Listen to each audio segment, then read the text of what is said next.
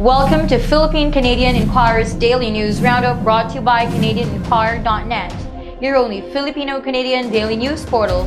I'm Rowan Echo, and here are stories making headlines today.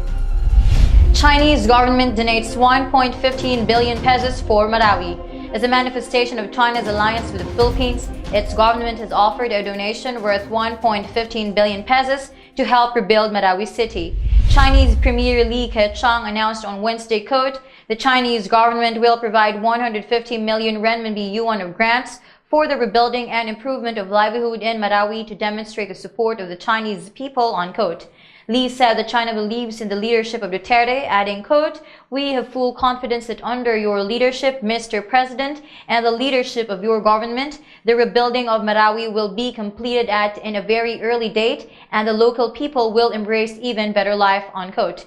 Meanwhile, Duterte expressed his gratitude to China and promised Li that he will return to Beijing the rifle they gave to the Philippines that was used to kill Isnilon Hapilon, a top terrorist leader in the Philippines, as a symbol of China's assistance to the country, especially during the critical stage in the war in Marawi. Trump describes Duterte a good guy. Describing President Rodrigo Duterte as a good guy, U.S. President Donald Trump asked Executive Secretary Salvador Emilio Dea to let the Philippine president know how much he likes him. Quote, "Tell Rodrigo I like him very much. He's a good guy. I had a great time here," unquote. Trump told Emilio Dea before boarding Air Force One at Ninoy Aquino International Airport. It can be recalled in Trump's recent tweet that he said he made many good friends in his stay in the country. Meanwhile, U.S. Ambassador Jose Manuel Romualdez said he believes it was a very successful trip, stressing that the Philippines and the U.S. relations are back on track. VP sidelined GMA's role in ASEAN and oddity, says Lima. As the 31st Association of Southeast Asian Nations Summit and related meetings draws to an end, Senator Laila de Lima cannot help but point out the oddities that happened at this prestigious event.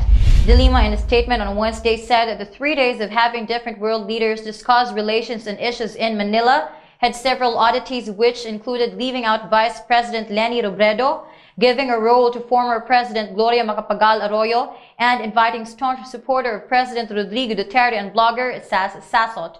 Quote, "It appears that in lieu of the duly elected Vice President Leni Robredo, who was sidelined by the administration from the ASEAN events, the government chose in her stead former President Arroyo," unquote, the detained senator said.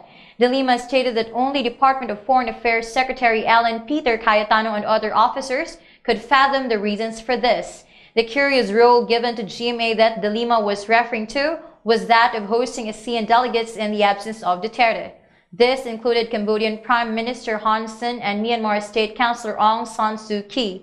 While the senator was firm with her stance, the vice president chose to not make it a big deal, saying it is the president's discretion on who to invite or not, but for me, people should not make a big deal out of this issue.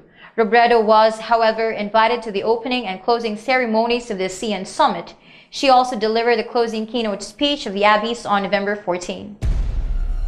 That wraps up our news here on PZI Daily News Roundup. Thank you for joining us. For more news stories, visit our website at www.canadianinquirer.net.